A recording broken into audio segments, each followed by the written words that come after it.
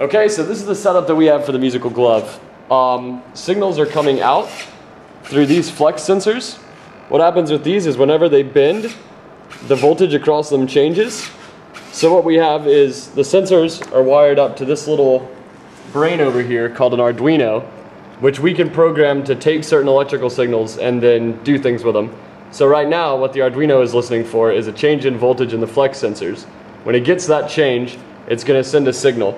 It sends two versions of the same signal. One version comes into my computer, comes through a program called Hairless, which turns the serial data sent out by the Arduino into MIDI data, which a program like Ableton can read. What happens when Ableton gets the MIDI data is I tell Ableton to listen when you hear C from the Arduino trigger a bass drum note. So when you bang your thumb on the glove, the bass drum note happens.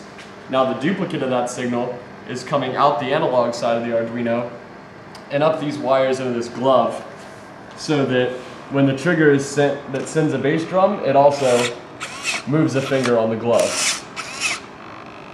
So we're taking the same signal and sending it two different places, one to this machine and one to a musical interface, so we can sync up this physical motion with the MIDI sounds. So that's basically it. There's not a real complicated, for all the wires, it's really not super complicated.